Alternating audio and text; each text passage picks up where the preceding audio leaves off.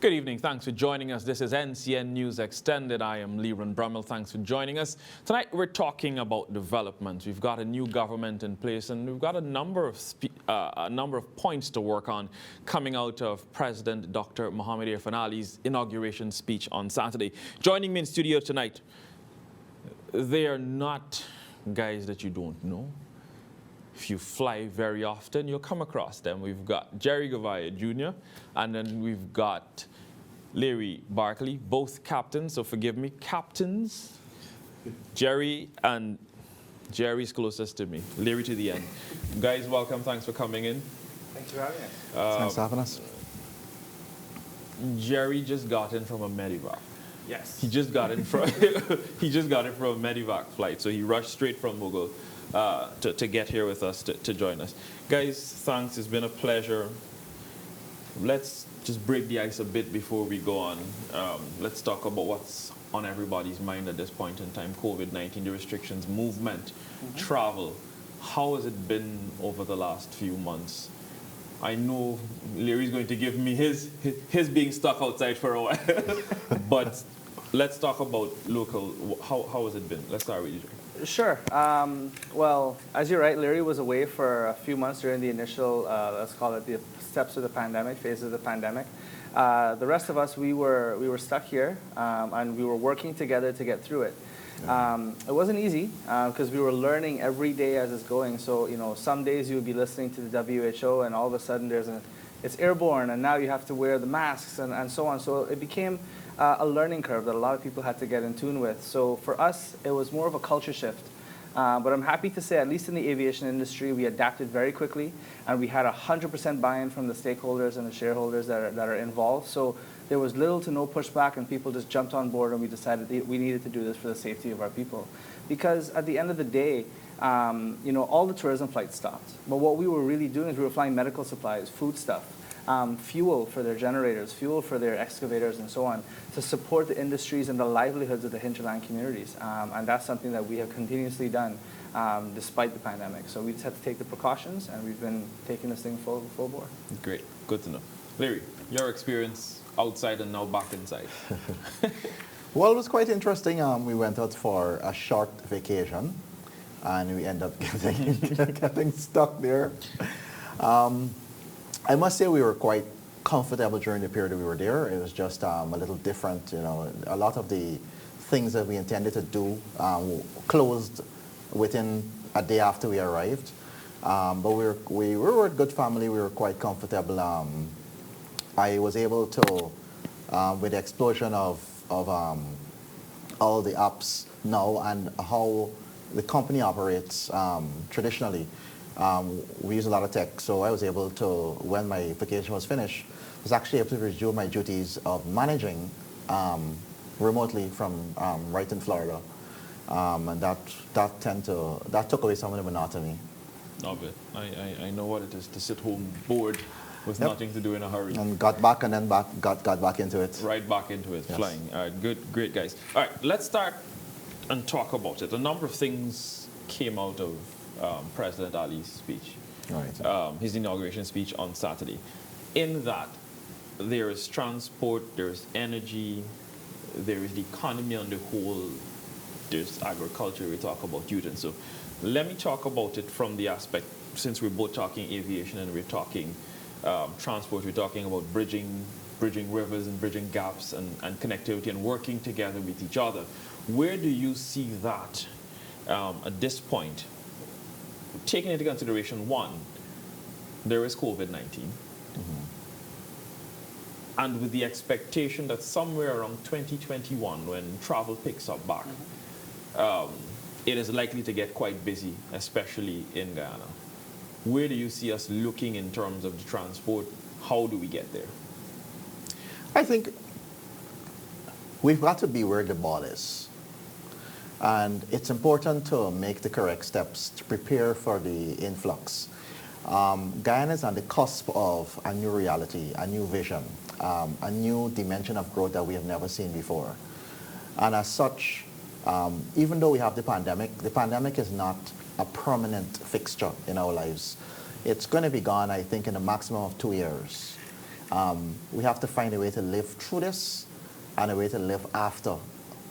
And as such, do you know that over 85% of Guyana is jungle and most of that is untouched? While we are able to have to pursue a green agenda, and basically we are able to be part of the lungs of the world, we're not able to really use and take advantage and develop what we have in terms of land mass and the resources because we have underdeveloped transportation network.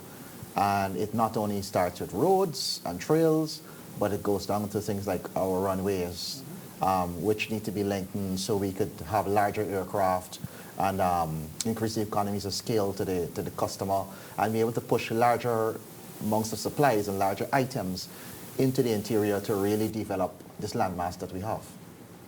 And just to touch on that point, so a lot of people think of Guyana as part of this continent. What people don't really understand is logistically, we're an island. We're many little islands that are only accessible by air. So just because we're surrounded by land, it might as well be water. Because I can tell you, for example, the flight that I just came back from, it was a woman in labor. And she was on top of a 2,000-foot mountain near one of the borders near Venezuela. And there's no way to get to her except by aircraft. And then we're landing on this tiny little runway with holes that you have to kind of move around while you land. But that's the reality of the world, so of our world here in Guyana. So the president's address, where he spoke about bridging the hinterland communities, where he spoke about developing the infrastructure and increasing especially the road transportation network, I think that is going to increase the availability of not only healthcare but education. A big part of the struggles that we have in the hinterland is the fact that you just have no technology to do the schoolwork. You have no way of getting education spread out evenly across the board, as well as healthcare. And I think that the president's plan should fix a lot of that. Where do you see the private sector in this contribution? I see it being crucial. I think that the idea of a private-public partnership is the key. The idea that government cannot take the lead. Let me elaborate on that. The government has to set the environment. They have to set the tone, the regulatory limitations, and let the private sector do what they do best.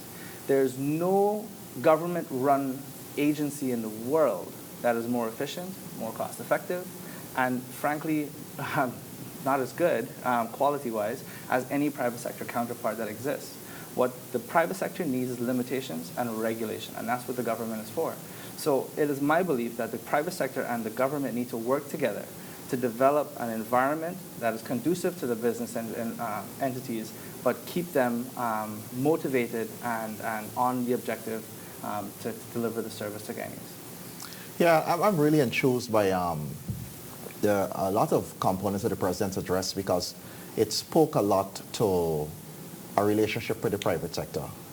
And I hope we never go back to the days where we demonize the private sector.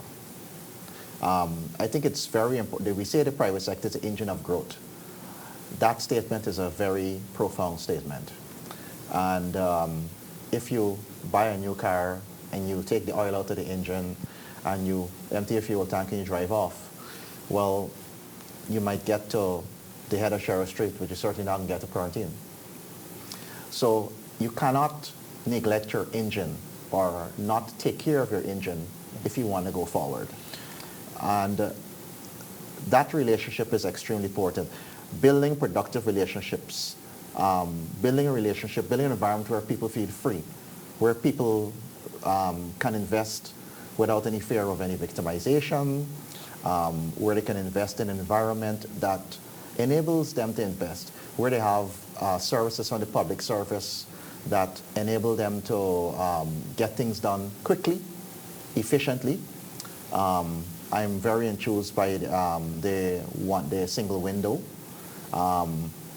because that is something that the private sector has been calling for some time, where we go to one agency and that one agency will take care of all your needs to be able to set up a business or to be able to set up a new permission or a new procedure or anything of that sort. It's very important for us to have that so that we can concentrate on the ideas and the procedures and the things that we need to do as entrepreneurs, and have the enabling environment to be able to get these things done quickly. The world's a very dynamic place. Things are moving at a frenetic pace. So if permissions and facilitation doesn't move at the same rate, by the time that idea is approved, it's already obsolete. The single window is an interesting concept because if you're following the business ranking, ease of doing business ranking in your country, and Ghana on the whole is not ranked very high because of all of the red tape and stuff, and that is what I've come to understand from working overseas, that it helps to drive customers away, potential investors away, or encourage them to come into your country. Let's talk about how do you go about setting up this one body? How do you see it factoring into it? How would you want to see it? We come, Learie wants to invest in X amount. What do I need?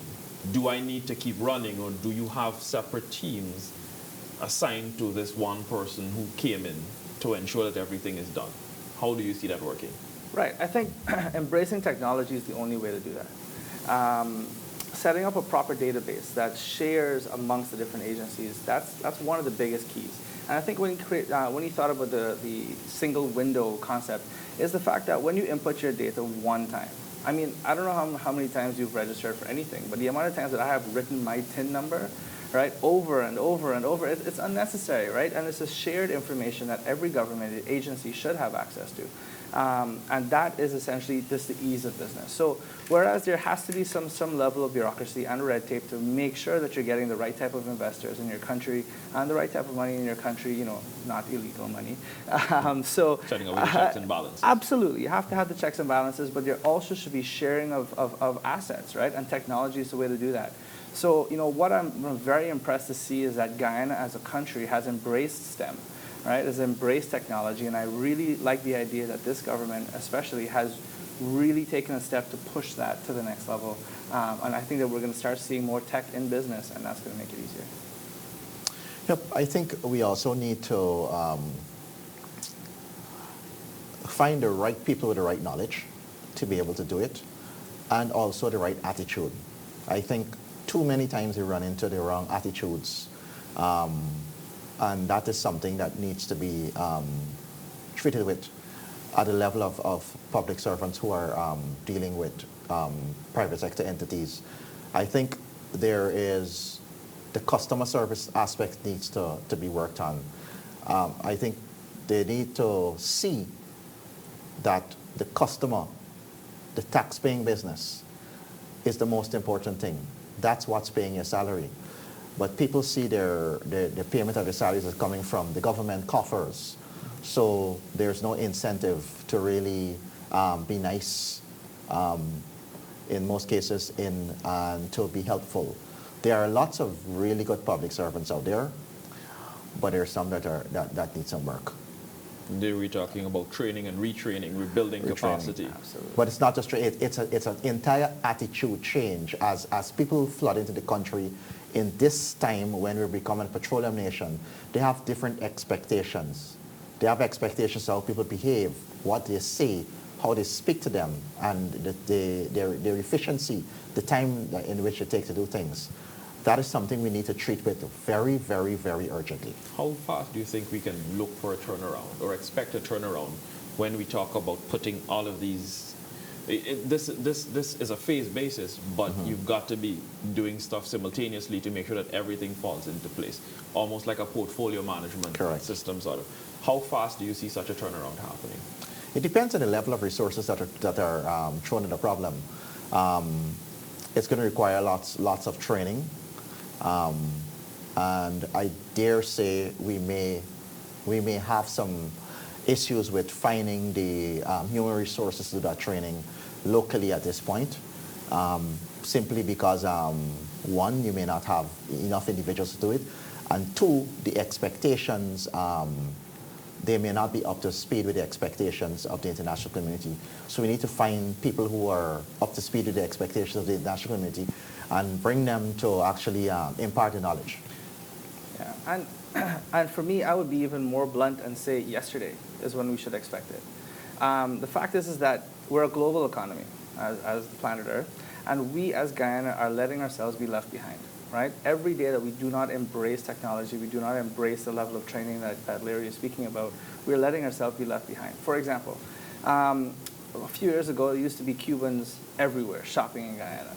And a lot of people don't know this, but they used to come and spend upwards of $5,000 buying retail goods off of Regent Street, right? And if you start multiplying the numbers, we're talking millions of US dollars in retail investment, developing a new type of tourism here in Guyana and pushing money into the coffers of the regular Regent Street store that we just could not sustain with a 700,000 person population. So we lost a lot of that tourism business to Panama, because Panama just realized that, hey, this is huge. Let's make it easier for them to come and do business in Panama. Let's look at their visa restrictions, which Guyana had none. Let's look at how easy it is for them to come by and be safe all the way to exporting it back to Cuba. And we have lost so much of that market share to a global competitor because we as Guyana did not, as Learie said, hit that standard and embrace technology to make it easier. We're talking also here about a tax-free zone. Mm-hmm. Yep. That when you bring that into place, trade comes. Ghana is English speaking, and we've always been hearing Ghana is the gateway to a lot of things. Moving the gateway. Guyana needs people. Guyana really does need people. 700,000 and 780,000 people. It's really small. It's a real small economy of scale. Just let me give an example.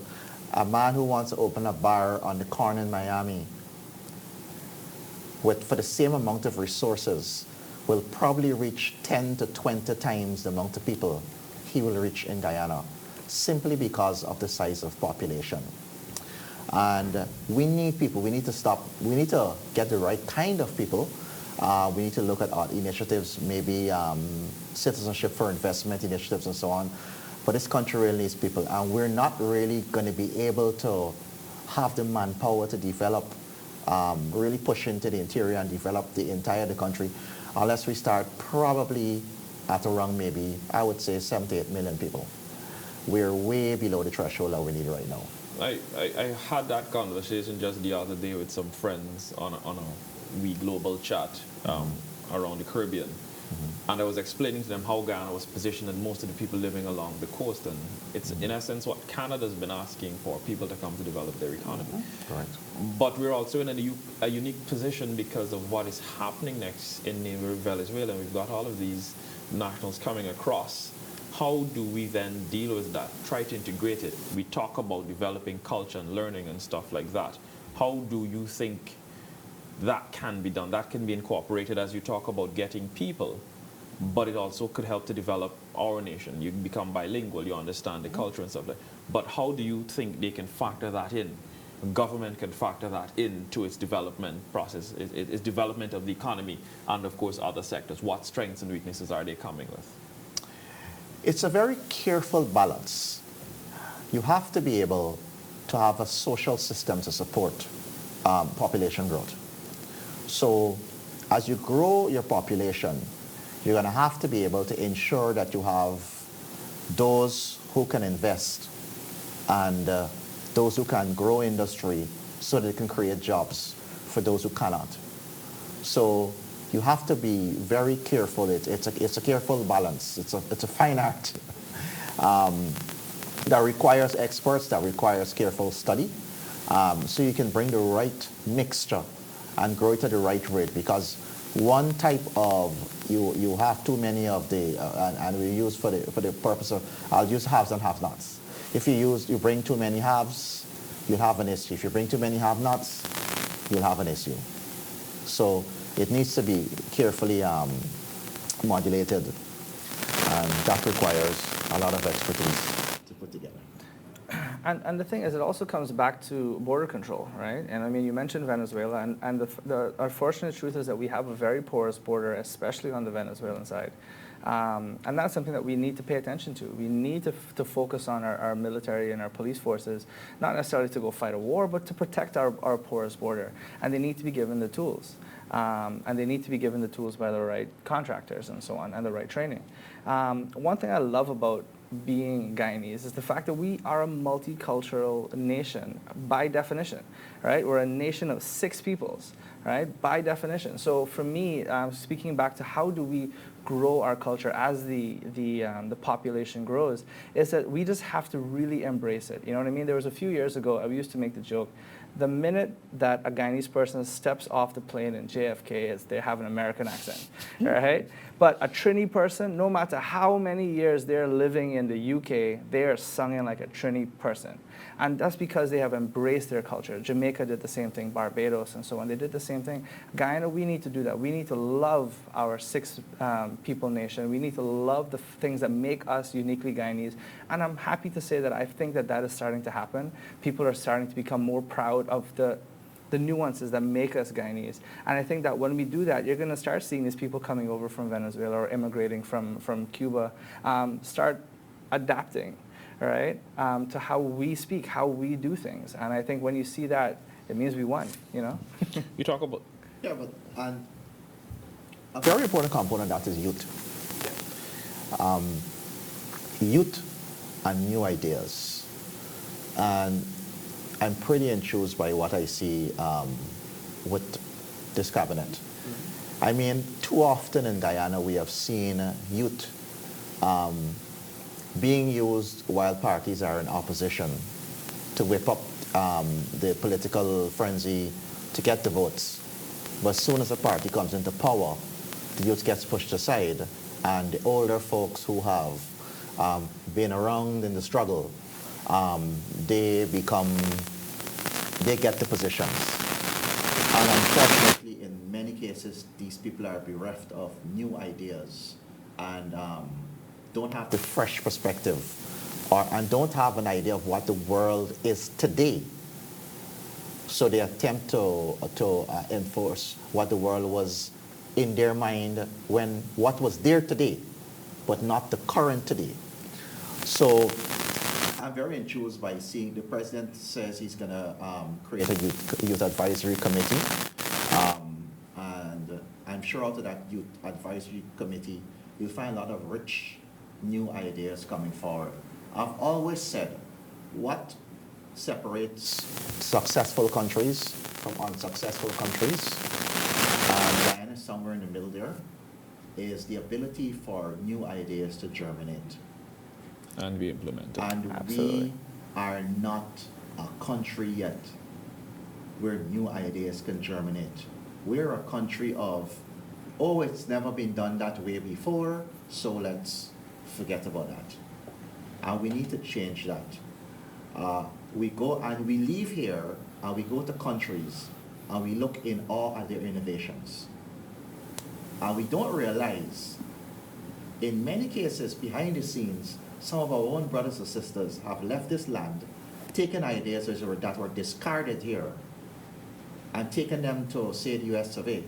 And those ideas germinated and grew into wholesome concepts, very successful concepts. So we need to stop this nonsense as Guyanese of saying, oh, that hasn't been done before, and let the youth bring forth their ideas. Even if the ideas fail, but at least you would have tried. Ideas, you will get a lot more success and a lot more new ideas and new exciting developments germinating and growing. I'm going to have to put a pin in it for you there. Learie, final comments from you, Gerry, before we wrap it up. Sure, absolutely. Well, for me, I went to Canada in about Form 3, and I went to Canada. I did university, and I got my degree. I went into the military, got some work experience, and then I came back to Guyana. You know, for me, the goal was always to return to Guyana because this is my home. And so it doesn't matter how long I spent freezing in the Canadian Arctic, right? My goal was always to come right back here. So I'm back here for about 5, almost 6 years now, and I have to say, like, I'm loving the adventure. It's been a learning curve and a half, to tell you, to minimize that. Coming from a Canadian military background into a Guyanese, business environment is a learning curve, and it's a paradigm shift. But I can tell you that, I'm excited for what's coming forward. Not only the oil and gas, that's exciting, it's brand new, but, it's the fact that, especially when you see the president say things like, we're going to embrace the other traditional industries, we're not going to have the Dutch disease, that gives me hope. Because what that says to me is that we're not going to make the same mistakes that were made before, that we have a chance to move forward. And people say it all the time, and I'm starting to believe it, this is the next Dubai of the region. Captain Gerry, Gouveia, Captain Learie, Barclay, thanks very much for joining us, guys. This has been NCN Extended. It's been a pleasure. Stay with us. We've got more news coming up for you.